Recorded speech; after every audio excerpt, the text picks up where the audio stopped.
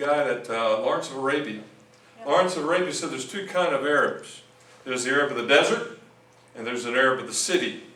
And the Arab of the city does not have the smile or the peace of mind and the friendliness and hospitality as the Arab of the desert. And I found out later that Vincent Hall kind of had Lawrence of Arabia's attitude when it came to Jamaica. He appreciated the farm people in the mountains. And he'd rather have everything going on in the mountains where the people were hospitable and friendly and conservative and people of the earth, people of the land. When you go into the city of Kingston, you got the hustle and the bustle, the streetcars and the elbowing and the shouts of the marketplace. And he says the smile isn't there anymore. And so you had two Jamaicas, the Jamaica of the country, the Jamaica of the city.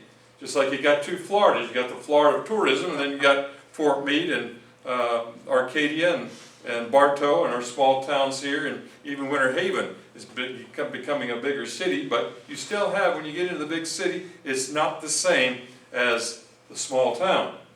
And that's what discovered. Here we did a record. From the records I found, some said he was a British officer stationed in Jamaica. And that's all I read in our history book and found out it's absolutely wrong. He was not a British officer. He was enrolled in the military as a private in Texas, and then he boated out there. He was at the Cambrai offensive and fought in the trenches there in particular. He went in as a mechanic. And here we have these particular freedom trucks that were brought about with our war with Mexico. And the war with Mexico taught our military to say you can move munitions and supplies quicker by truck than you can by mule. And so that was the beginnings of using truck to modify and enhance warfare. Here you have the old mule train, and that's 1917. Now if he's born in 1882, 18 and 17, the man was about 34, 35 years old at this time. November 20, 1917, there were 400 British tanks supported by infantry under the command of General Julian Byng, and they moved forward into the German lines. In 2 weeks there were 50,000 German casualties and 45,000 British casualties. Hall was gassed and had to wear knee braces later on due to his injuries. He couldn't go bowling, didn't do sports, couldn't play cricket because he had to live with leg braces. Found this out later. Interesting thing, I remember there was a helicopter shot down, and one lady was pining because her son was on the helicopter. I don't know if there's 11 special forces killed or 18 killed in that particular, and she said, well, these guys, they didn't have proper training, the pilot was properly trained, and the helicopter wasn't the right kind of helicopter for that particular foray.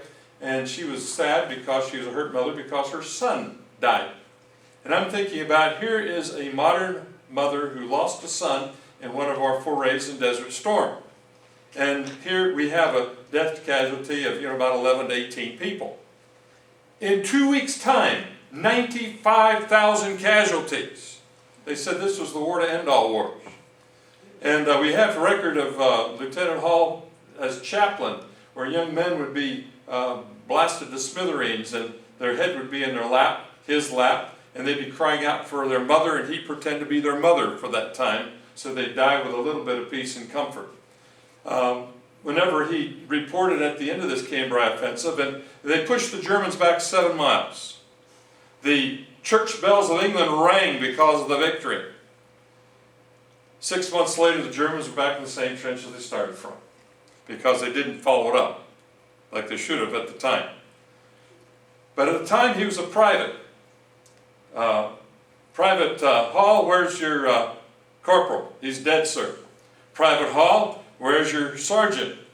He's dead, sir. Private Hall, where's your lieutenant? He's got both his legs blown off. He's over in the hospital tent, sir. Well, Lieutenant Hall, carry on. That's how quickly you got promoted when you had this many casualties in 2 weeks' time. And this was life in the military.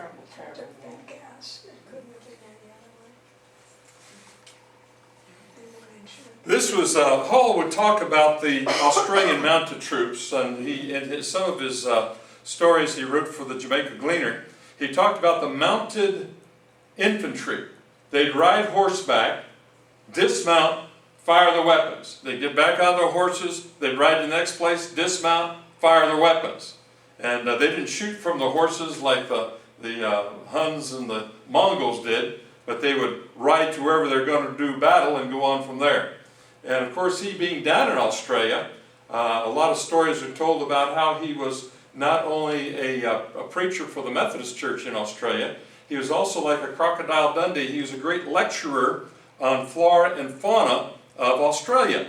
And he knew more about Australia than most Australians did. He circumvented the continent. He crossed the continent. I found a record of him flying a biplane later on over Australia. So he was quite an individual. Here's the Australian mounted up in Tripoli before they went down into Israel. And he was there in Israel under the leadership of Allenby. This was the light horseman of the mounted division riding through the streets of Damascus. Here's the British West Indies Regiment. We had, I think, about 35,000 Jamaicans that served in Israel, Palestine, during World War I. And there's about 10 or 11 World War I memorials all over Jamaica. And one of the fellows, I think it was Manley, that wore a black tie in commemoration of his uncle who died in World War I. And so, but the Jamaicans were badly treated by the British. We've got some tales of them going to Canada with cotton clothing, and they say, well, the wool blankets are for the British troops, not you Jamaicans. So many, thousands, froze to death because of the color of their skin. Unfortunate. World War II, a guy said, I want to go fight. So he had to sell his instrument and his bicycle to get ship fare to get over to England.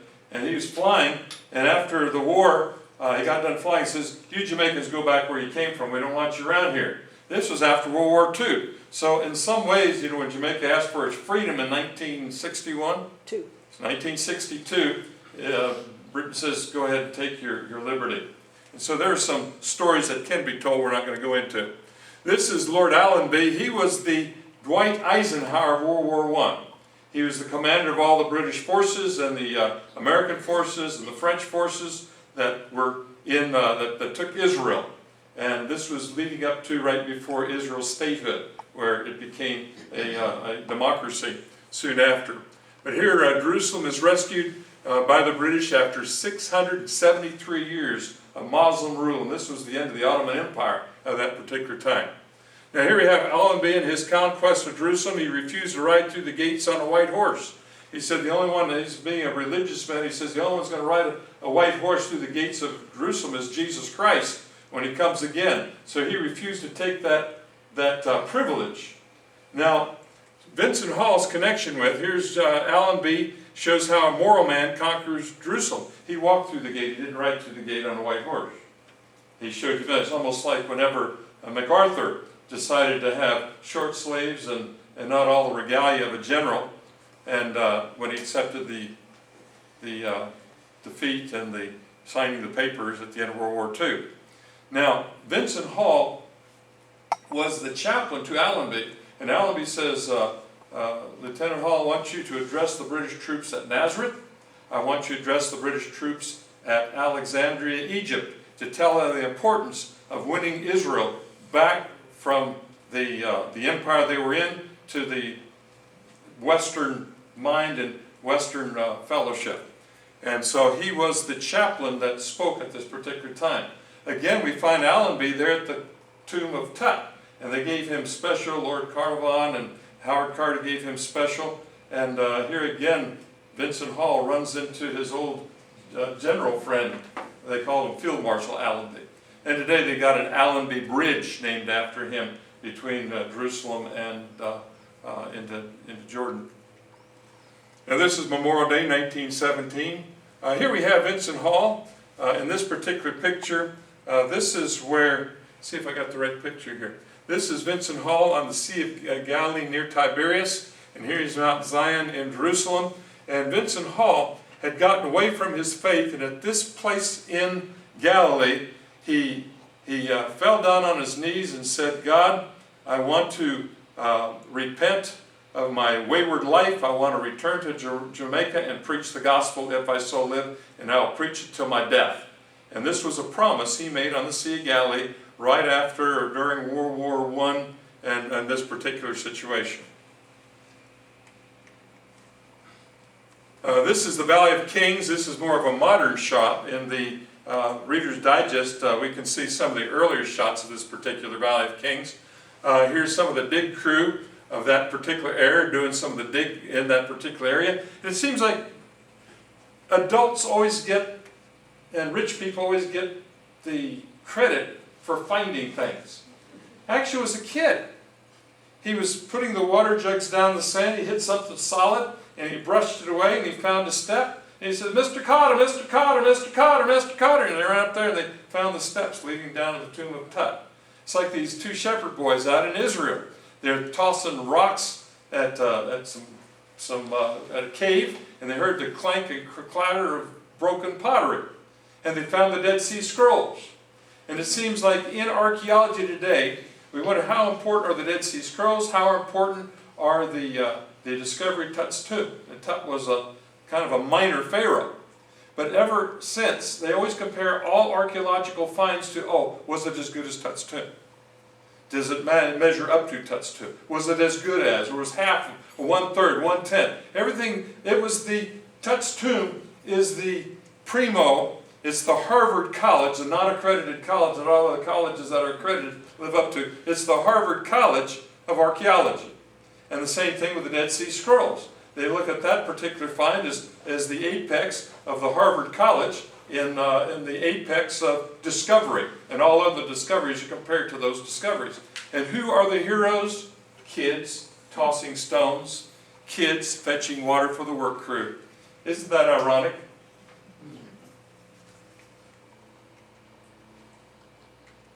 Here's one of the cook tents and some of the dig sites on the archaeological site here. And the year is going in around 1923, I'm believing.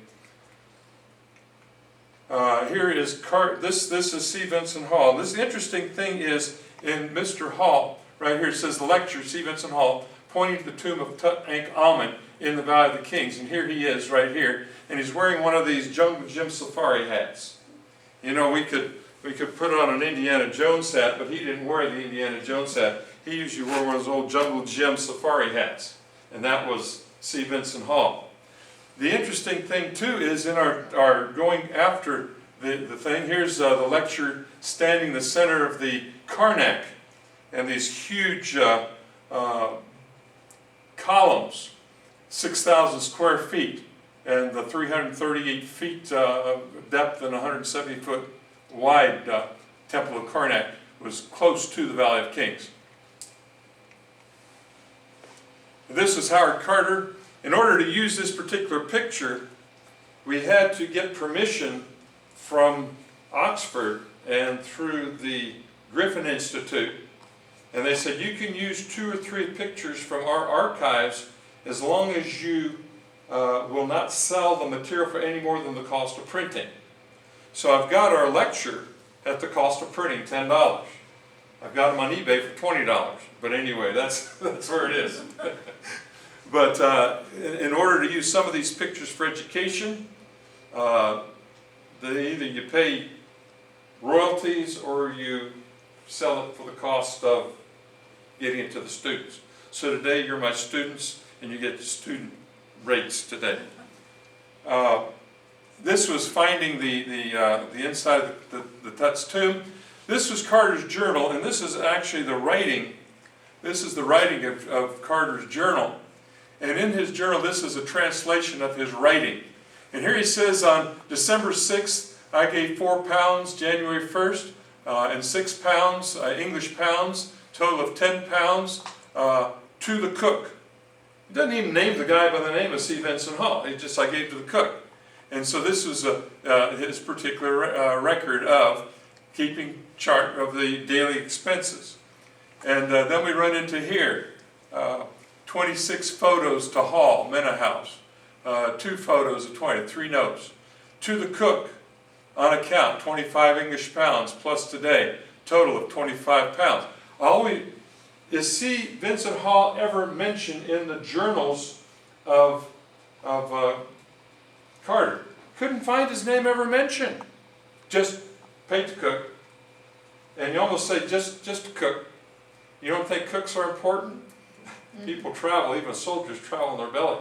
My wife's dad was a mess sergeant in Anchorage, Alaska. And he had a lot of authority. That's why they made him a master sergeant usually, because they said, you eat your chow and don't give me a lot of trouble, private. And that's what happens. You know, cooks are pretty important, especially in military. This is another case we have in our search for. Let's see if we can get this thing.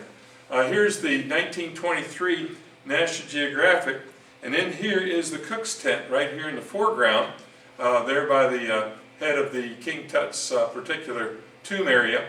And they gave an exclusive to, I think, New York Times, and they wouldn't let other media in there. And because of that exclusive, they says, okay, we're just going to have to catch the fringes of the stories. And because the New York Times had such an exclusive, they paid for that exclusive, other media says, okay, we're going to talk about the curse of Tut's tomb. You're not going to give us the news, we're going to make the news. And so everybody ran crazy. Lord Carnarvon ended up getting a mosquito bite. He cut it with his razor when he was shaving. It sepsis and infected, and he died, but he had a weak constitution. The curse of Tut's tomb. Carnarvon died because he was in Tut's tomb. But Carter was in there, and he lived for years and years and years and years, 20, 25, 30 years after that. And his wife was in there, and she lived for years and years. And I'm sure Vincent Hall was there, and he lived for probably another 20, 25 years. And all these ideas of curses sold magazines and newspapers and sold movies, but it was a lot of hype of the era. This is interesting here. In one of these pictures, they would set up a cafeteria and eat in another tomb. And here we have Carter and Lacal and others at the laboratory, the tomb of Sethos. And this is the tomb. And seated from right to left, they had Breestead and Harry Burton. He were part of the scientists he had on his, photographers and preservers. Lucas, Arthur Calendar, Arthur Mace, Howard Carter, A.H. Gardner. And you see this chair here? They said, well, they think that was Lord Carnarvon's chair. Or it could have been C. Vincent Hall's chair. We don't know.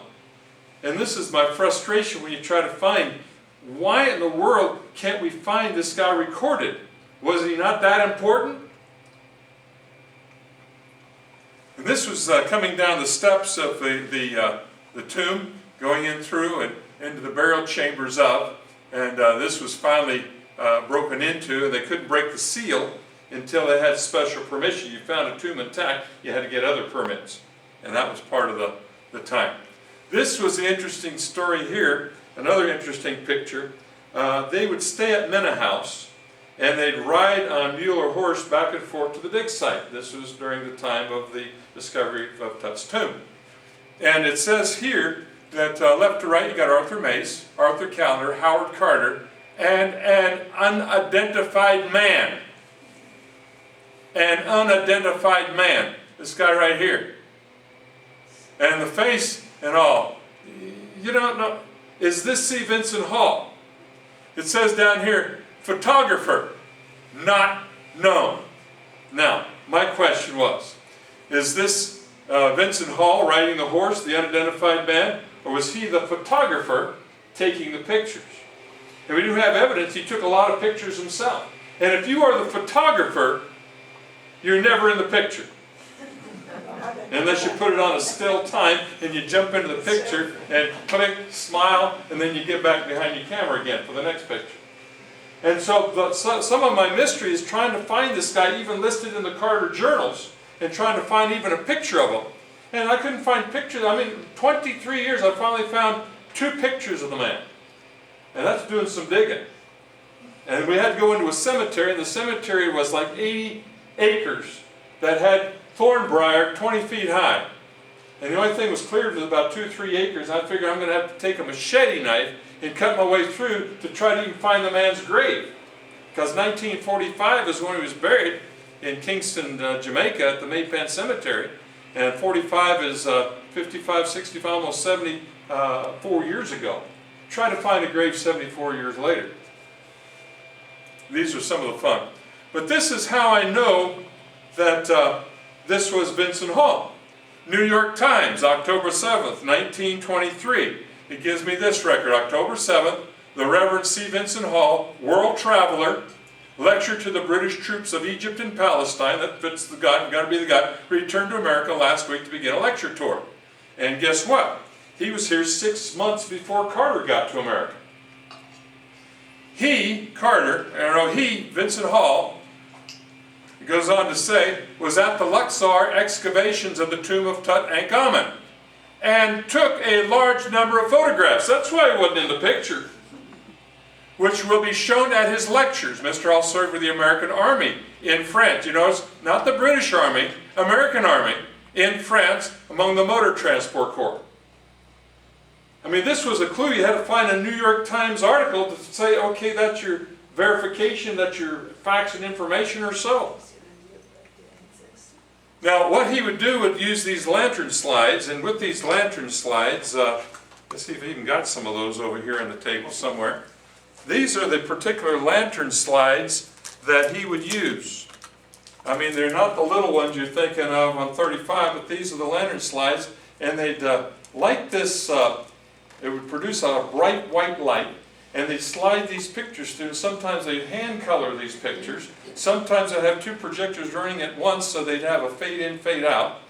But these are the lantern slides. The 3¼ inch by 3¼ inch is the same size and type of Henry Carter. So this is the size of the Carter slides, and these are on file at Oxford University among the Carter archives. Others are with the Carter family.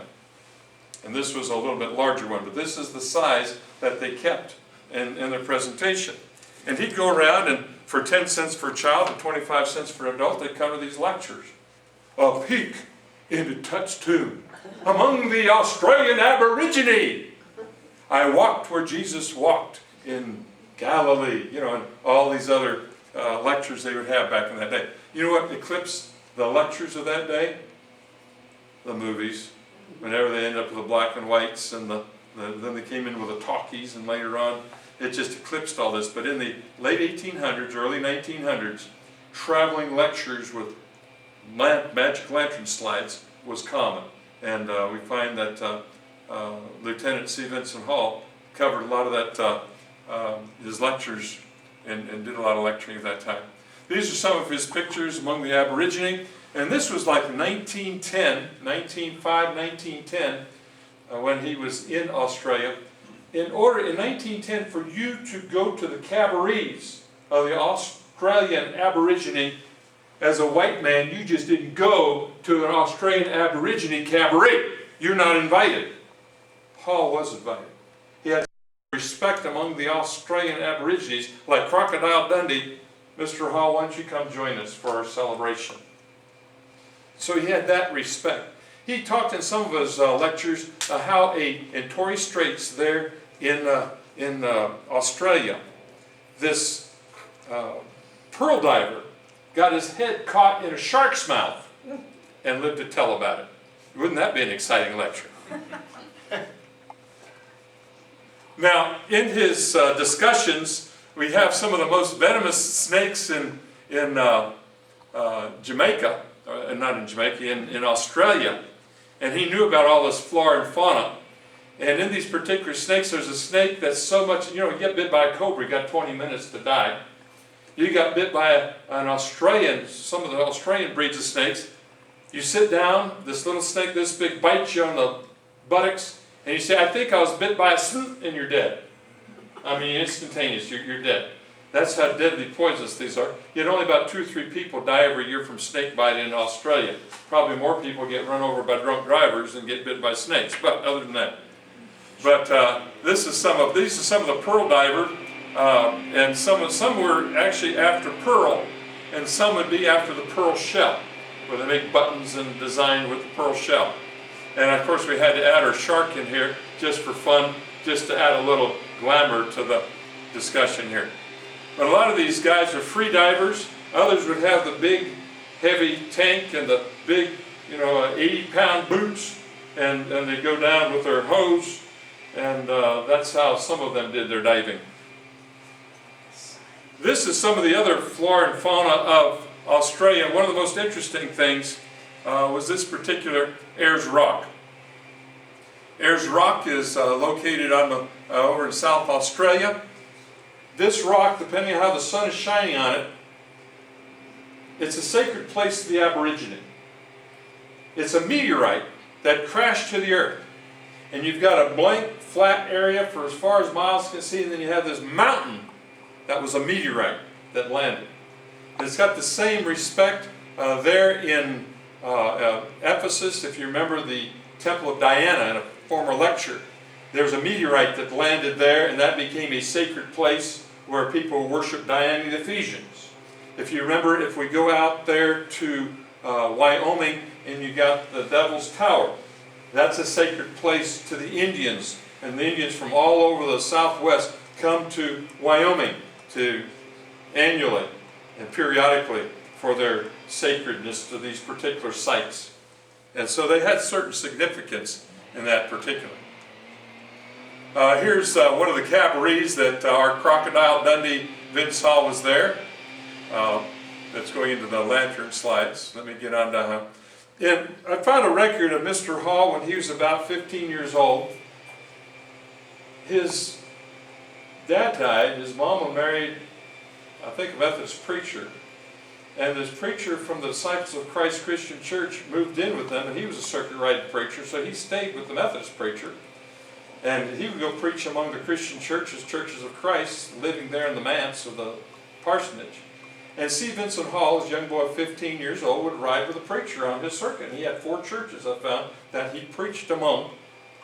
And Vince Hall, for a couple of years, rode with a preacher on his route. And, helped whatever a young kid could do, hand out the songbooks or pass communion or pass the collection plate. Can't forget that, of course. But back then, the cry was, we need the churches and people to donate $50 to buy a horse. And for $75, we can buy a saddle. So for $125, you can outfit a preacher to preach in Jamaica. Today, we need a van. Got to have a van. So that's how things have changed. They've changed, but they've not changed.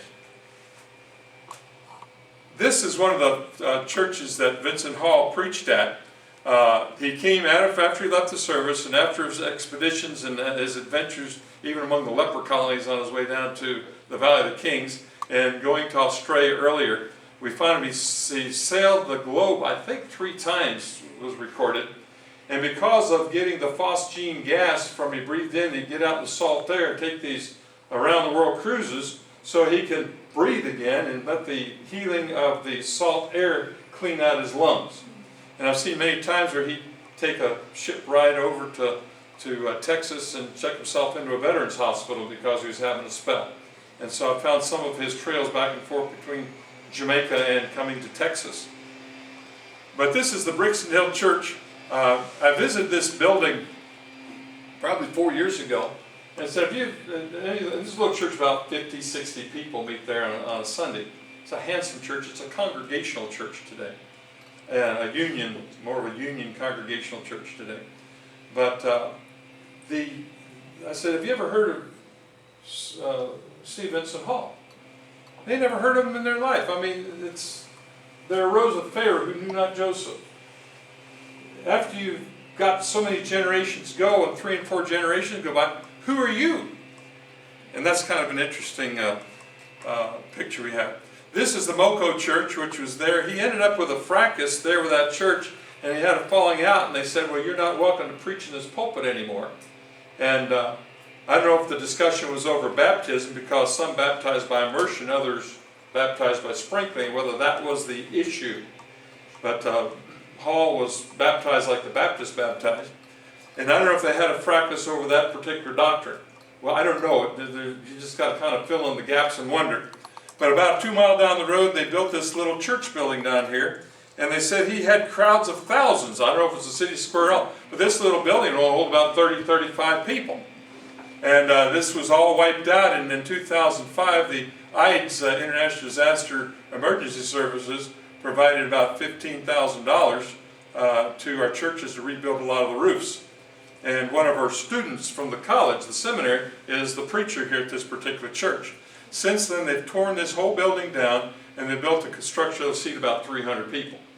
The church isn't there, but to that attendance, but that's kind of where they are.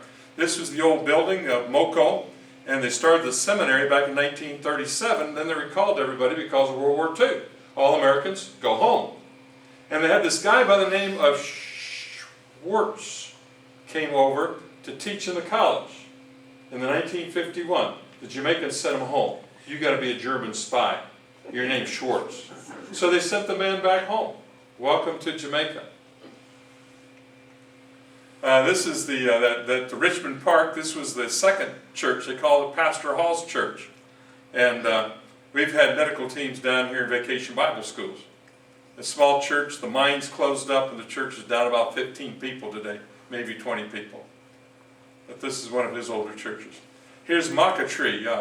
Our teams, work teams, went in, and this building will hold maybe 125 now. But here's the congregation Maca Tree. It's interesting. Hall would go to the Baptist deacons and say, you need to become a Church of Christ. They make a profession, I believe that Jesus Christ is the living God, and they welcome him in. And the discussion, did they baptize him again? No, they just gave him a right hand of fellowship and welcomed him in. So I had a record where 11 Baptist churches became Churches of Christ upon a profession that Jesus was the Christ and a handshake. Now, don't tell your Southern Baptist preachers that, because they might get mad at me. But that's kind of interesting the way history goes, 1938. This is the problem. He started from this one church. He grew to 30 churches. He had personally baptized over 1,200 people. There are 40 preaching stations. He died in 1945. And in 1951, and 6 years after, came Hurricane Charlie, I believe it was. And it was such a devastating storm that about 6 or 7 of the churches of Christ he started were washed away. They were made out of stone and clay. And after the high winds and the high rain and all, the building just washed to the ground, just flat, level. And the preachers went to the congregation and said, shall we rebuild our church, or should we go to England where there are jobs? Because England's rebuilding after the war. Because the war just ended 6 years later in England. There's lots of jobs in England. So you had huge migration. Jamaicans went to England. Churches.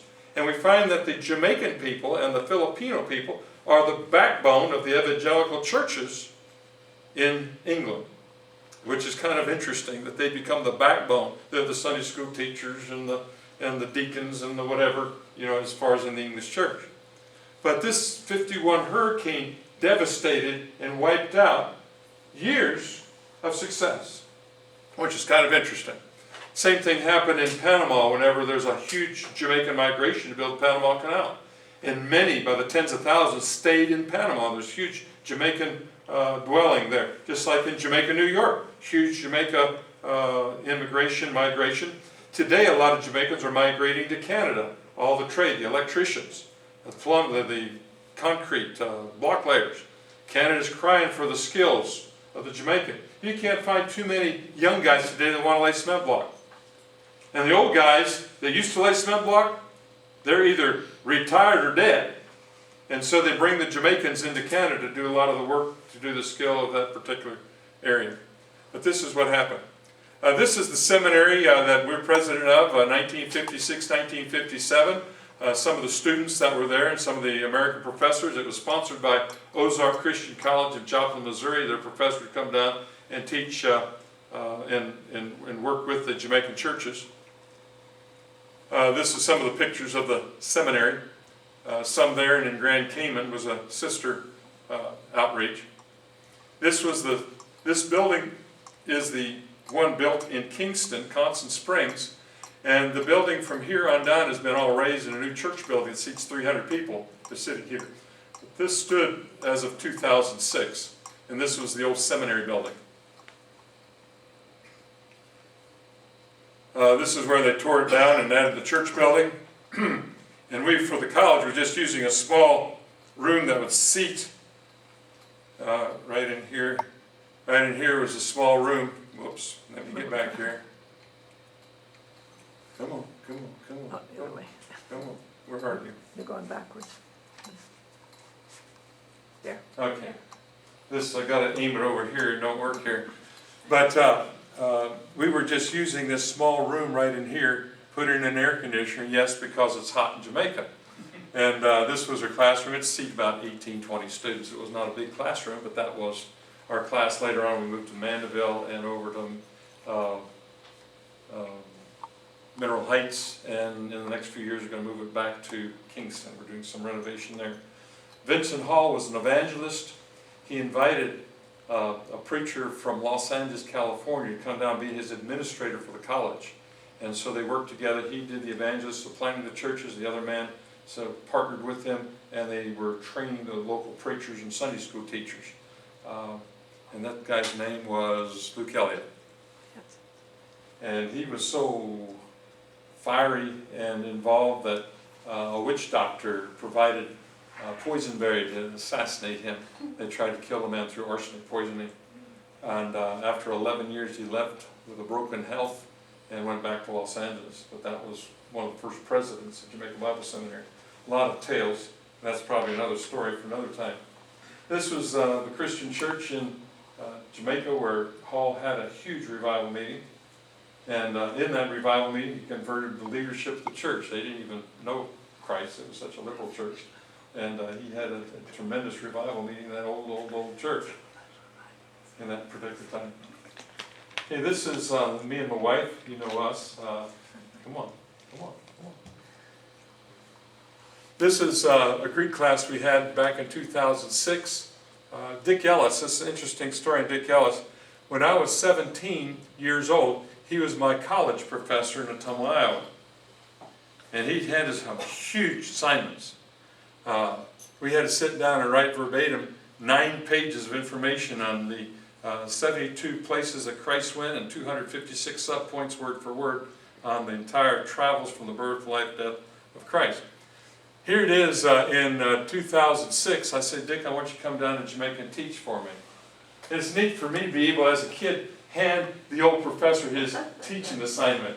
That's really neat when you get to do that. This was our graduation. We had this last June. We had 14 graduates. And these were some of our graduates that were there. You notice my wife and Winston Scott in the very end. My wife got her master's. Winston received an honorary Doctor of Letters degree. This is the seminary currently. We're meeting the upstairs. It used to be a parsonage of this facility. This building will hold about 300. This is a 2-story building, about 1,800 square feet we use currently. There's a 3-story building beside this. And over in the back, there's another 5,200 square foot first floor. My wife started this school with 17 children 20 years ago. And she taught 2 teachers and 1 principal. The Grove Park Christian Church allocated $2,800 from their mission department to buy the materials to get the school started. 20 years go by. 400 students, 52 staff. They go through 5th grade now, and they're adding 6th in 2020, 2021. It's incredible. It's the best school in the district. It's the 3rd best school in the entire nation. This little lady did it all with a lot of help.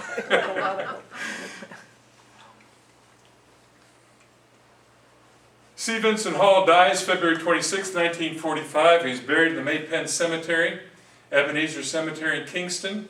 He was always a highly respected man of God. And in this, we had, let me see if I get to here. These are some of the latter pictures. I had to have a PS to this display. And part of the PS, in 1953, remember he died in 1945. He's buried in Ebenezer Cemetery. 7 years later, in 1953, there were 45 congregations were reported with 30 mission preaching points with a membership of approximately 3,000 people. So this was part of his work as an evangelist, starting with 1 church, going to 45 churches in about 10 years' time, which was incredible, in spite of the 1951 hurricane that wiped a lot of things out. This is some of the modern shots of King Tut's tomb. This is in the last couple years. They moved King Tut back out of the Egyptian Museum and put him back in the Valley of Kings. They put the old man back where he belonged, the young man back in his grave. He says, why, let him rest in peace. Quit digging him up and putting him on display, as far as in a museum. Put him back in his grave where he's supposed to be. And so they did. And this is some of the modern shots, just to bring up to speed of the rest of the story with, here's some of the restoration of some of the paintings there in that particular tomb. Here's a 9-year conservation project. This is completed by February 2019. So this is recent. And this is, of course, King Tut. And this is Hawi Zawasawai. He's the guy on the History Channel anyway, that they always talk to this guy.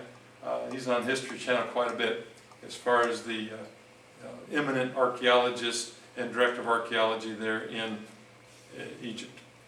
This is the tomb. He's in a glass case, preserved and on display. He's not necessarily in his gold sarcophagus. Here's a close-up of Howard Carter right after they pulled the lid off. And this is some of the inside, full color. Here we go, come on. This is Maypen Cemetery. We went to this Maypen Cemetery trying to find Vincent Hall's grave. And I found out the guy that was the curator of the grave said, oh, he's not buried here. And I thought we were going to have to chop through 80 acres of thorn bush that's 20 feet high to find his grave. Oh, no, he's buried down here at Little Church Cemetery 2-3 miles down the road. So we go down 2-3 miles down the road. And it's interesting, here's a lecture pointing to the tomb of King Tut. And here is the curator pointing to the grave of C.Vincent Hall, we think. There are about 50 graves in this Little Church Cemetery. The only thing is they had these marble stone that were up so high, and the people would snap them off and carve little donkeys out of them and little whatevers out of them and sell them at the craft market to the tourists. So they go into local cemeteries, steal the marble so they could chip it up and make little donkeys to sell. And so when we went into the cemetery trying to find it, when I got to the cemetery and saw I'm not going to have to chop through all this thorn briar to find it.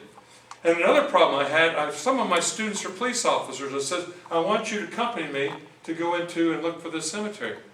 My police officer students refused. He says, it's not safe. It's not safe for us, not safe for you. Just about the time we go in there, the drug lords are going to shoot at us, we're going to shoot back. This is the time of Dudas when he was extradited and brought back to America. And this is the time they had 72 people shot up between the gangs fighting with the Jamaica militia, and they had the bodies all stacked up there. And we came in 2 weeks later, told the wife, I said, don't worry about a thing. We won't even be even close to it. And when Preacher Ronnie picked me up, here we go, he says, hey, Brother Richard, you see out there? That's where those bodies were stacked up, right over there. I says, oh, and my wife was all worried about me being out of that area anyway. But the reason the curator pointed to these graves with the brick, he died in 1945, and the modern Jamaica graves are usually concrete cinder block and concrete pour. To go into the red brick gives us a date of the 1940s, 1950s. So they said this gives us an era. Is this C. Vincent Hall's grave? I don't know. It's the right cemetery. It's the right construction as far as brick.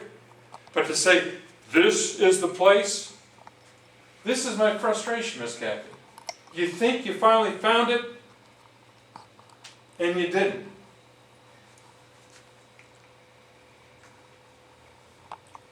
In the Selling Compass, this book, he was for a while when he was out of the ministry, he was a salesman, and he wrote the Selling Compass.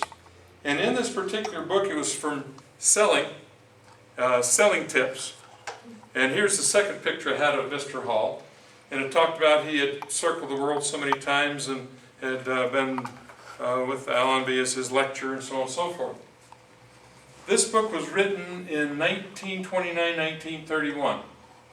And I want to leave you with this. History will not be concerned about how long you live, but it will be tremendously concerned about your achievements. 50 years from now, 1981, half the people who are living today will be dead and forgotten. 100 years from now, all of us will be dead, and 95% of us will be forgotten. And he, Vincent Hall, lies in an unmarked grave, April 12th, 2019. Wow. This is Ronnie, a preacher friend of mine that was a driver and the caretaker. He's over all the Jamaica cemeteries. And this is the Maypen churchyard. And Hall, we think, is buried behind, clean on behind this particular facility. Walk through the gate and around and back, over and back behind the church building is where we think. And there's cemetery on all three sides of this particular church building. Let's see where we be. And Miss Kathy, that's where we end our lecture. Any questions?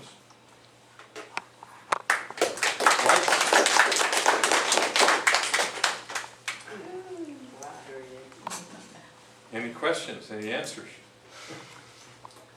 I noticed that the Australians in the first picture were riding camels. Yeah, they were camel. The camel crew. They used horses and camels in like Lawrence of Arabia, leading the camel soldiers.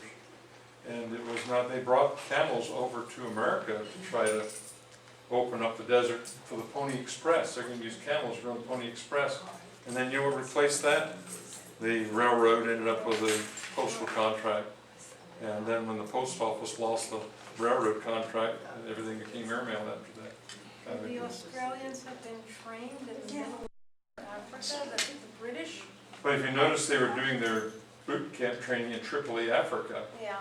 And as they did their boot, they in Tripoli, Africa, and then they shipped them out from there into Israel, Palestine. So they shipped them over by boat into the... There was just a report a little while ago of a city in Australia that was overrun by camels that were taken to Australia to try and deal with the outback, and when it didn't work out, they turned them loose, and it turns out they're an invasive species. It's kind of like it's like the horses in North Carolina, the wild horses in North Carolina out west that were, and even the horses were not native. The Spanish brought the horses over to America, same situation. The camels they imported to the southwest, like Arizona, in the 1860s, were still being reported as late as the 1950s. They seem to be gone by now. We haven't seen one for 50, 60 years, but they lasted for quite a long time. Yes, they did. Yes, they did. Doc, I have a question about the Church of Christ. Yes, sir. There's the United Church of Christ, and then there's the Church of Christ. Yes.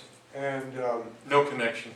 yeah, and I was wondering which connection it is with this particular. Okay, the United Church of Christ was actually part of the unity movement in the in the 1930s, 40s, 50s. You had the Disciples of Christ, Congregational, Presbyterian, Methodist. I remember preaching in a Methodist church in Pennsylvania. They were united, the Brethren and the Methodists united. And you'll find among the churches of Christ, they are non-denominational. Some are anti-denomination. They go to the other extreme. Some will say we're non-denominational, others say they're anti. But the churches of Christ, back in the days of Alexander Campbell, Barton Stone, the Kentucky Revival up in that area, King Ridge, was a great awakening, second great awakening in America. And we even had a member of the President Garfield was a member of the Churches of Christ, Christian churches. And this religious movement split up about three different directions. You had the Disciples of Christ, which are called the more liberal, and they do ordain, marry homosexual, and ordain homosexual. You have the Christian church, independent Christian church, you got guys like Bob Russell, congregation about 19,000 up in Kentucky. It's one of the largest churches in America. And it's a conservative congregation, but love God, love people, and it's just an outreach kind of a congregation. You got guys like that. And then you've got what they call the more of the legalists, the non-instrumental churches of Christ, who are against music. Sometimes you got one cup. Some of them are against Sunday school classrooms, against eating in the church building, and this, that, and the other thing. And so some churches are what they're against, some churches are what they're for, and you've got that whatever. But Civil War divided a lot, the North and the South, and you've had a lot of the Southern churches, they were against going to war, You had a lot of northern churches, like guys like President Garfield. He was with General Grant, the military leader. And Garfield, as president, you didn't know that, Garfield, James Garfield, even though he was assassinated, was an evangelist on the level of Billy Graham before he went into the presidency. And he would have church in the Capitol Rotunda. And somebody came up to President Garfield and says, Mr. Garfield, we have to have a meeting on Sunday. Important cabinet meeting. And President Garfield says, can't. He says, why? What's so important? He says, I have a previous appointment. Well, what appointment do you have so important that this national crisis is going to, not preempt it? He says, I have an appointment with my Lord at the Lord's table every Sunday, and I will not beat that appointment. And he was an elder in the Christian church, James Garfield, the president. And the interesting thing with that is that national emergency, who even knows what it is right now? Probably dissipated and ran itself. But Mr. Garfield was in church Sunday, serving at the table as an elder in his church. Anyway, but to answer your question, the United Church of Christ is all part of the United Koku Consultation Church Unity and all that other. And they tend to be the more progressive churches. And the others are the more conservative churches. And so there's... So this is the church you're talking about? This is, I'm going to say, Christian Church, Church of Christ Instrumental, was among the other. I know Hall was ordained by a Church of Christ in Texas. A Baptist church donated a 2,800-pound bell over to that Moco church, and the clappers stolen, but the bell's still sitting there, and my goal is to get that bell to ring again and put a memorial plaque on memory of buried at Maypen Cemetery. Because we put another headstone out there in that little cemetery, some of the crap aren't going to steal our headstone again. So over in the churchyard, I'm thinking, which is probably 50 miles away, 60 miles away, we'll probably put a memorial there when we restore the bell to his memory. Because right now he's got an unmarked grave. Yes, sir. Did I miss, where was Hall born? In Jamaica.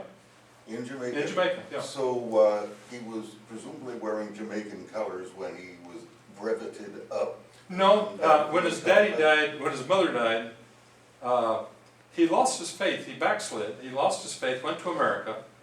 And when he came to America, we find him married and divorced. And I found where he's applying for a lay ministry position with an Anglican Church of England. And he's going in as a minister in the Church of England. And the next thing you know, he's got a passport heading to South America. And it says, C.Vincent Hall, divorced. And then I go digging through the files and I find C.Vincent Hall, and I find his marriage certificate. I got a copy of it buried here. Find his marriage certificate where he married a college professor of chemistry at Iowa State University. And her name was Ethel Rawlings. And she inherited a ranch in Texas. And she'd run her ranch in Texas while he was doing his preaching down in Jamaica. I don't know how well that worked out, but this was his second wife. But they'd get together and she'd go on his lectures with him, and he'd tour America and raise up money for Jamaica needs, and that was kind of what he did. But it's a hunt. Any more questions? There's a display here to go through, and if you want to be privileged to get a book and read the rest of the story, thank you.